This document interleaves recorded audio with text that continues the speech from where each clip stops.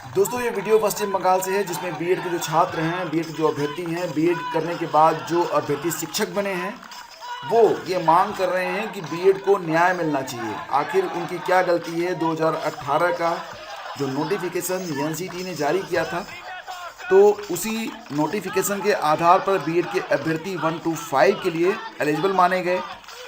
उन्होंने प्राइमरी शिक्षक के लिए आवेदन किया और इसके बाद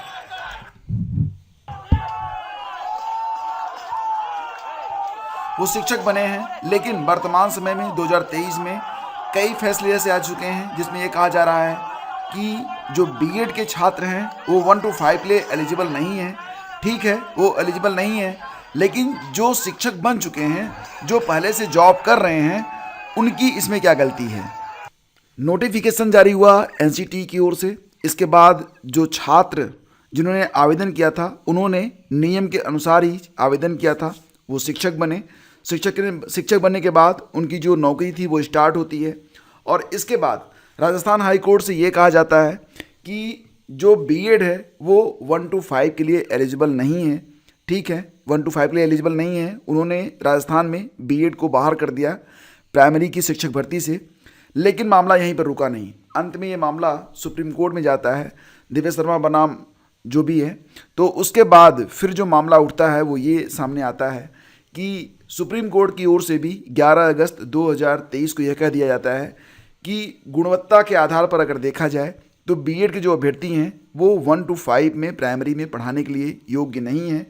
हालांकि इसका विरोध तो किया जाता है, लेकिन फिर भी जो छात्र हैं वो ये इस बात को स्वीकार कर लेते हैं कि चलो ठीक है, हम 1 to 5 के लिए एलिजिबल नहीं हैं। लेकिन हाल ही में जो कुछ नए फैसले आए हैं जिसके आधार पर ये कहा जा रहा है कि जो पुरानी भर्तियां हैं उसमें से भी जो बीएड के अभ्यर्थी हैं, वो जो बीएड के आधार पर प्राइमरी में शिक्षक बने हैं, वो बाहर हो सकते हैं। तो इसके बाद यहाँ पर जो बीएड के अभ्यर्थी हैं, बीएड किए हुए जो शिक्षक हैं, उन्होंने अपनी बात के लिए प्रदर्शन करना शुरू कर दिया है। उनका ये कहना है कि आखिर उनकी गलती क्या है। जो भी नियमावली एनसीटी ने बनाई, जो भी सरकार ने नियम बनाए, जिस आधार पर भर्ती हुई थी, तो जब चीज़ें उनके अनुकूल थी, उन्होंने आवेदन किया, परीक्षा दी है और बाकायदा तत्कालीन समय के जो नियम कानून थे उसके मुताबिक वो शिक्षक बने हैं।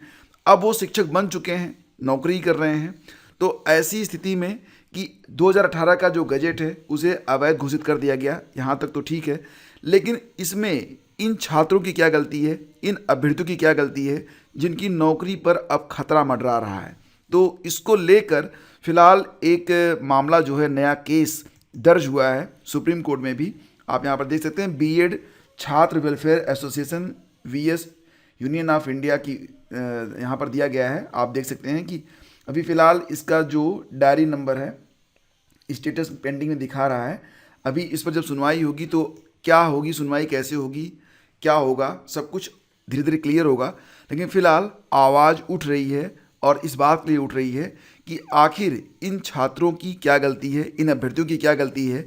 क्या उन्होंने बीएड करके कोई गुनाह किया, या फिर उन्होंने सरकार के द्वारा जो नियम कानून बनाए गए, एनसीटी के द्वारा जो गैजेट जारी किया गया, जिस आधार पर बीएड वालों ने अपने लिए आवेदन किया, परीक्षाएं दी और बाकायदा नियम कानून के मुताबिक जो शिक्षक बने हैं, उनकी क्या गलती है? बात निश्चित रूप से सोचने योग्य है कि आखिर कोई भी ऐसा शॉर्टकट तो यहाँ पर नहीं था, ना ही किसी सरकार की कोई मेहरबानी थी इन पर, ना ही नौकरी इनको ऐसे ही फ्री में मिल गई थी। बाकायदा जो नियम थे उसका पालन करके जो भी प्रतियोगिताएं हुई थी, जो प्रतियोगी परीक्षाएं हुई थी, उसको बाकायदा पास करके ये अभ्यर्थी जो थे वो शिक्षक बने थे। तो अब ये अपनी बात रखना चाहते हैं सरकार के सामने, सरकार से पूछना चाहते हैं कि उनकी गलती कहाँ है, उन्होंने क्या गलती कर दी है जिसकी वजह से अब ऐसे ऐसे कानून बन रहे हैं, ऐसे ऐसे जो है डिसीजन सामने आ रहे हैं कि हम लोग चैन से नहीं बैठ पा रहे हैं। फिलहाल जो स्थितियां हैं वो आपके सामने हैं। ये सारी चीज़ें मैंने ट्विटर से ली हैं। आप ट्विटर पर जाकर खुद भी सर्च कर सकते हैं। ट्विटर पर ऐसी तमाम पोस्ट आपको देखने को मिल जाएगी। फॉर एग्जांपल यहाँ पर मैं आपको दिखा देता हूँ कि तमाम ऐसी तस्वीरें आपको ट्विटर पर देखने को मिल जाएंगी जहाँ पर जो अभ्यर्थी हैं वो अपनी बात रख रहे हैं। और फिलहाल पश्चिम बंगाल में बीएड डिग्री धारकों का प्रदर्शन, करोड़ों बीएड युवा इस ठंड में सड़कों पर बैठने को मजबूर, सरकार और उसके संस्थानों पर भरोसा करना क्या अपराध है। इन्होंने ट्वीट किया हुआ है। और साथ ही साथ Rahul Gandhi INC India, Priyanka Gandhi, Amitabh to education minister of India, और साथ ही साथ जो जितने भी मतलब NC दिल्ली को भी टैग किया गया है।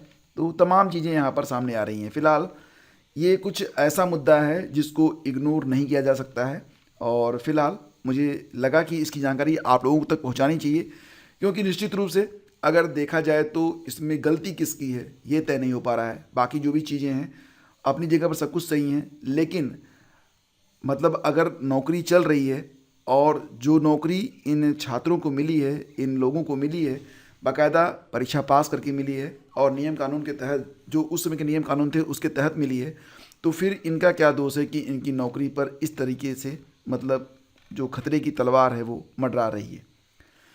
जो कुछ भी अपडेट रहेगी आपको इस चैनल पर मिलती रहेगी, बशर्ते कि आप वीडियो को लाइक और शेयर कर दें और चैनल को सब्सक्राइब कर लें। बहुत बहुत धन्यवाद। Thank you.